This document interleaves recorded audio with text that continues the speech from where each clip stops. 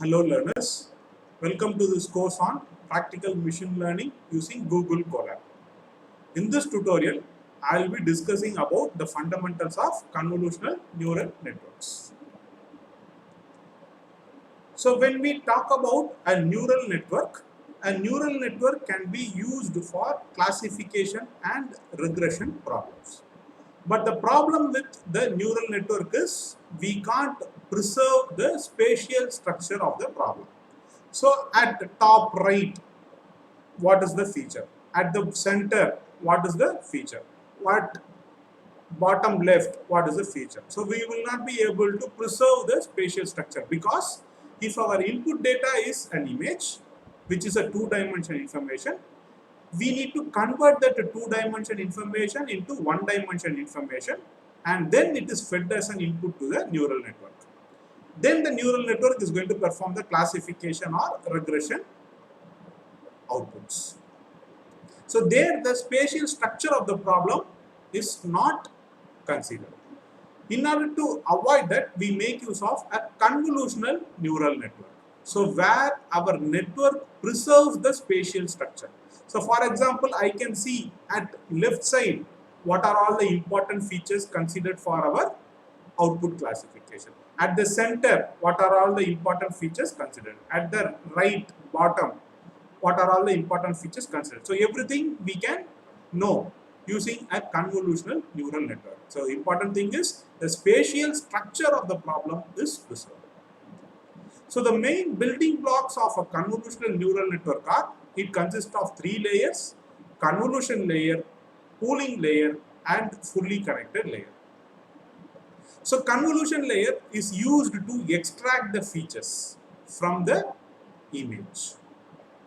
Pooling layers are used for dimensionality reduction. We can reduce the size of the extracted features. Thereby the processing can be done at a faster rate. And then finally the fully connected layer is nothing but a neural network, which is used for classification or regression problems.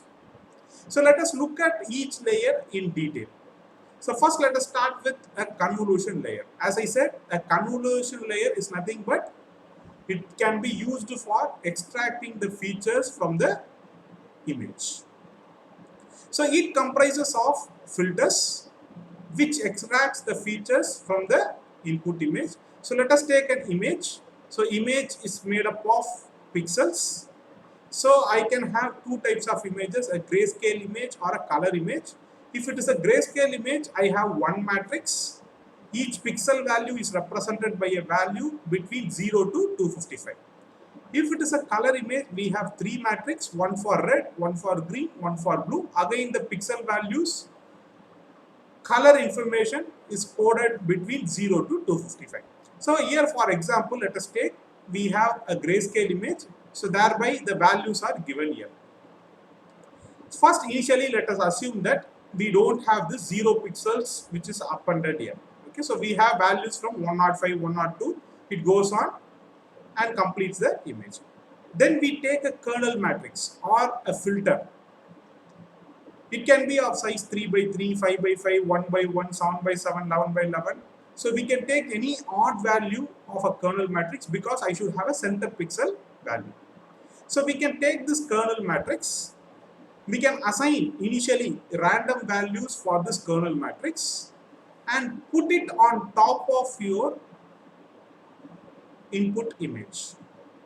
So when I place it on top of my image, I can do pixel-wise multiplication and add all those values. So for example, here you can see, when I put this kernel matrix on this position, right, the purple colored region, so we do this processing 105 into 0 plus 102 into minus 1 plus 100 into 0 plus 103 into minus 1 plus 99 into 5 plus 103 into minus 1 plus 101 into 0 plus 98 into minus 1 plus 104 into 0. So when we do this operation, we get a single value which is 89. So that 89 is used for replacing the center pixel value. So thereby I place it here. Then what we do, we move this kernel matrix towards right by 1 pixel position. Here you see, now when it is moved, again place this kernel matrix on top of the original image, do pixel wise multiplication and add all the values in the neighborhood. Thereby I get a single value which is 111, that is used for replacing 103. So like this we run this kernel matrix on top of an image from left to right, and from top to bottom. So thereby you get a values in this output matrix. So this output matrix is called as a feature map.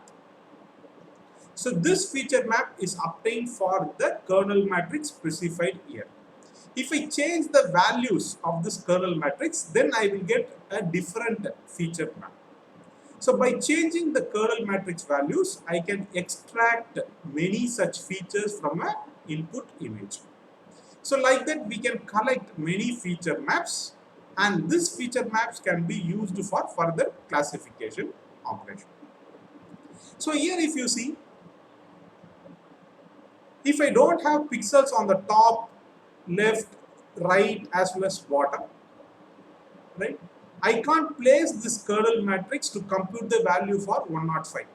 Same way for 103, 101, 99, 104. Same way for the top pixels 102, 100, 97, 96. Because the part of the kernel matrix will come out of the original image. So thereby I can't compute a value for the top pixels, left pixels, right pixels and bottom pixels. So thereby the size of the kernel matrix or the size of the feature map which we get will be smaller when compared to that of your input image.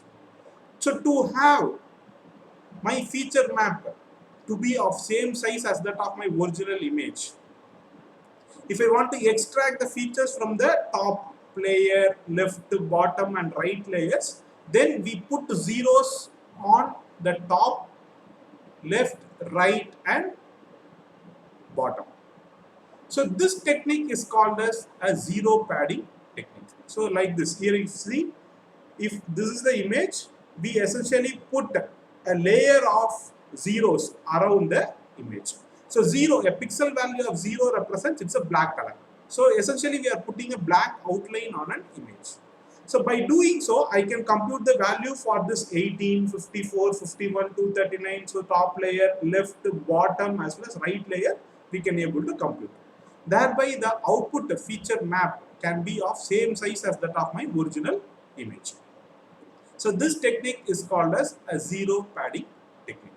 So how to compute the size of the convoluted output?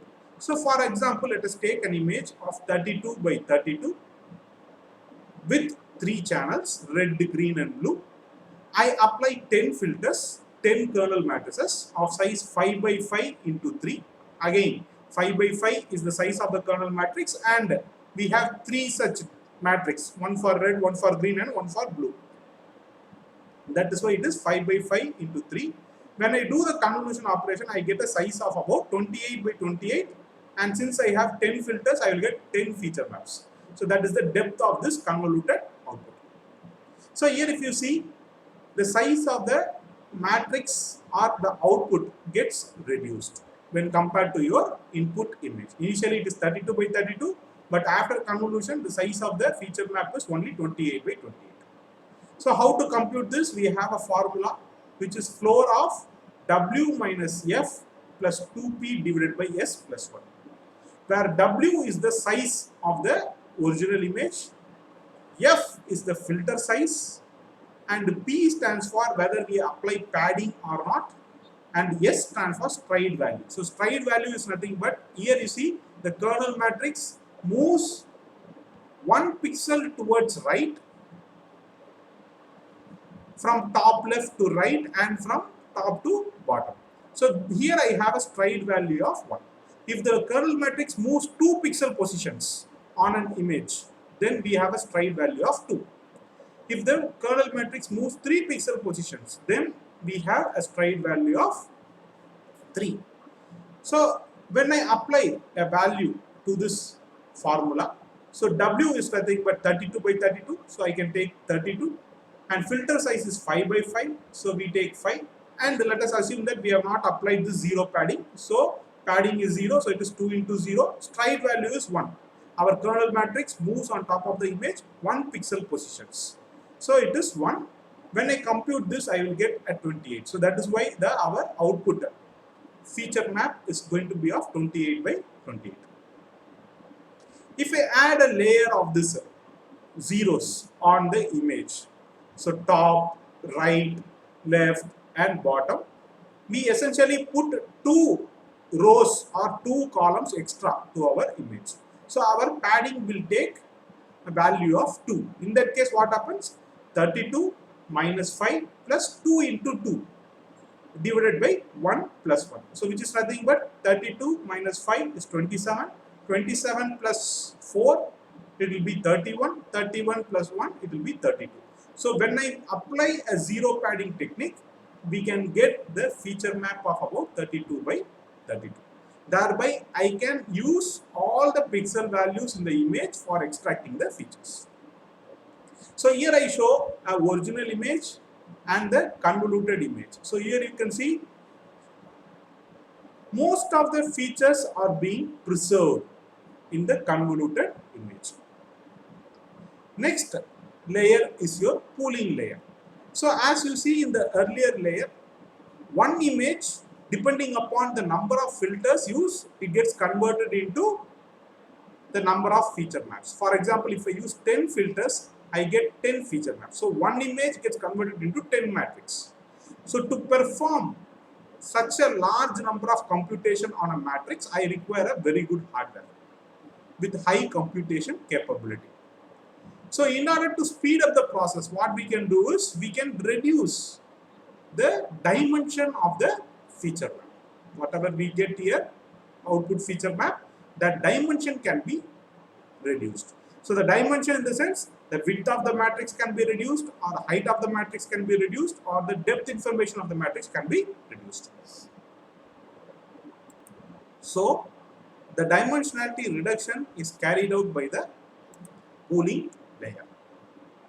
So here let us take a feature map which is coming out of a convolution layer. Let us assume it is going to have something like 16 elements with width 4 and height 4. So these are the features extracted from the original input image. So here we can apply two types of techniques. One is max pooling, another one is average pooling. First, let us take a max pooling. So in a max pooling, we can take a pool size of 2 by 2. I can consider a region of 2 by 2 and apply max pooling. Max pooling in the sense, we take only the important feature. The non-important features can be eliminated. For example, if I take a pool size of 2 by 2, so I divide this image into 4 sections. Each section contains 2 by 2. So in the first 2 by 2, I take the important feature, which is 792. So that 792 is retained, all the other values are eliminated. Same way in the second pool, we try to take the important feature, which is the maximum value 856 is retained, all the other values are eliminated. Same way in the third pool and fourth pool, we take the maximum values, which means we essentially take the very important features, the non-important features are getting eliminated. So this process is called as a max pooling technique. So here you can see the input feature map is about 16 elements. After pooling, it got reduced about 4 elements. So initially the width of the feature map is 4 by 4. Now it is reduced to 2 by 2. So that is how the dimensionality gets reduced.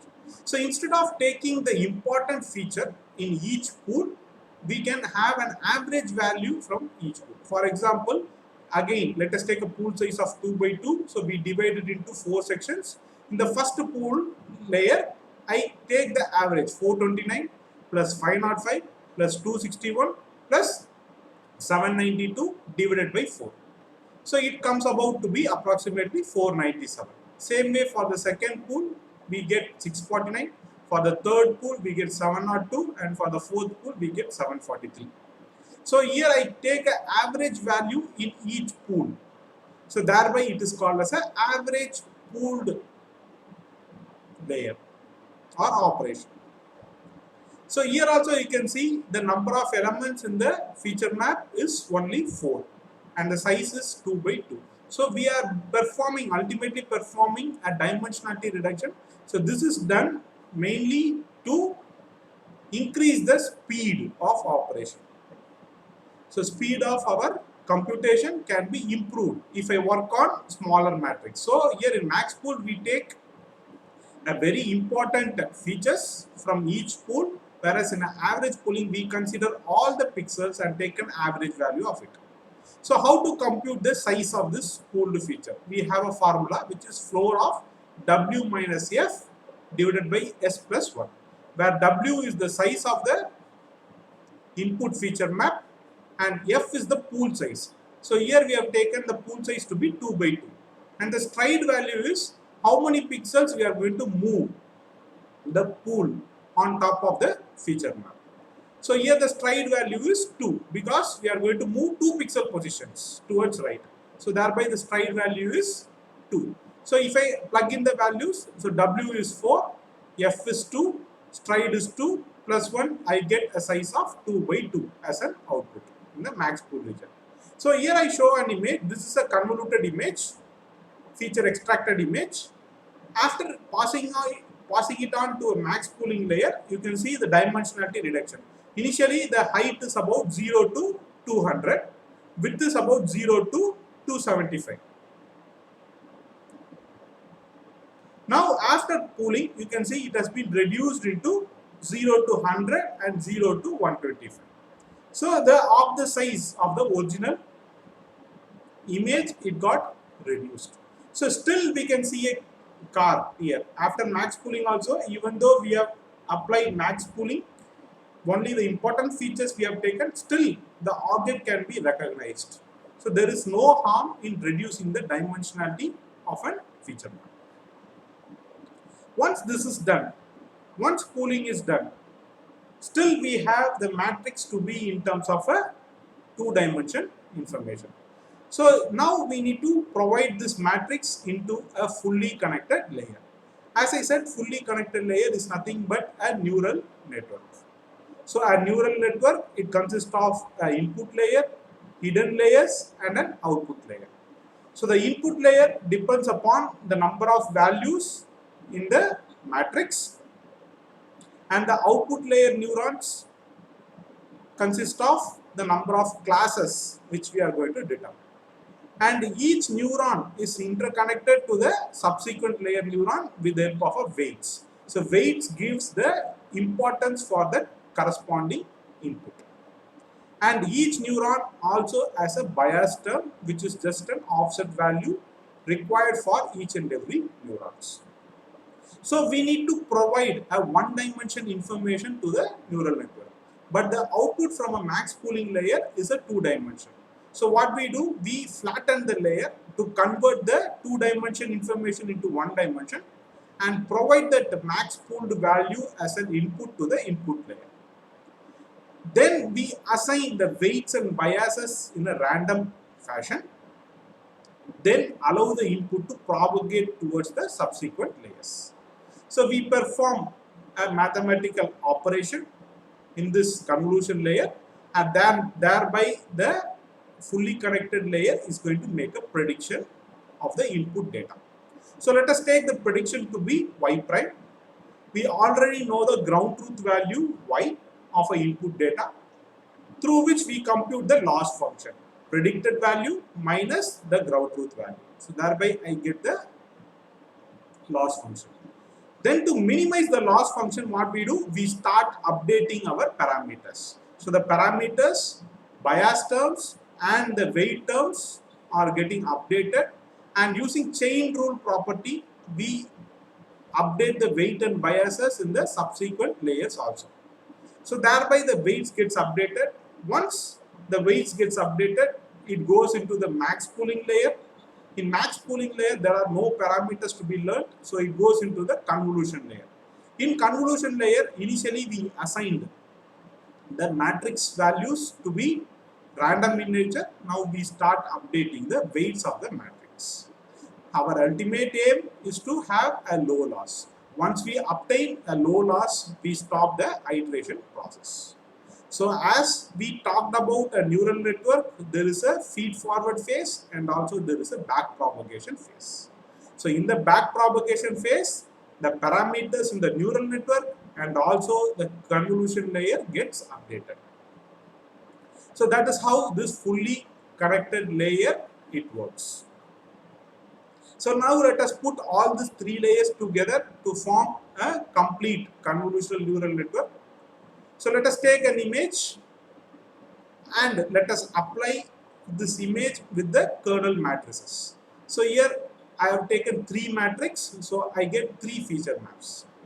Once I get three feature maps, I apply a pooling layer so that the dimensionality gets reduced. Here you can see the size of the matrix got reduced. If I want, I can apply further convolution layer and max pooling layers. So thereby I can extract many features, micro and macro level features can be extracted, and further dimensionality reduction can be done using the pooling layer. Once we are satisfied with our feature extraction process, we convert this pooled layer output into a one-dimensional output using the flattening layer. Then this flattening layer data is given as an input to your neural network. And depending upon the number of output classes, our number of neurons in the output layer is defined. Thereby, it makes a prediction. Once the prediction is done, we compute the loss, predicted value minus the ground truth value and start updating the weights in the neural network. Then we don't have any parameters on the pooling layer, but we can adjust the kernel matrix values, which is initially assigned in a random fashion or a uniform distribution or normal distribution fashion. So we start updating the kernel matrix values in the subsequent layers. So thereby we try to reduce the loss function in our neural network. So the initial part from the input image to the max pooled region. So these layers are used for extracting the features from the input data. So this is a feature extraction process. Once feature is extracted, we can give these features into a neural network to perform the classification. That is done by the neural network. So finally, in the output layer, we make use of a softmax activation function, which gives a probability score for each class. And depending upon the probability of a class, I can assign a label. So here if you see, the Tweety has a higher probability score, so the Tweety will be assigned to this input image. So that is how a convolutional neural network performs the classification operation. So our convolutional neural network, it preserves the spatial information and it can be used for classification operation. So the initial layers, convolution and pooling layers are used for feature extraction operation and the neural network is used for classification operation. So in this tutorial, I have discussed about the fundamentals of a convolutional neural network. Thanks for watching. Please subscribe for more technical learning. Thank you.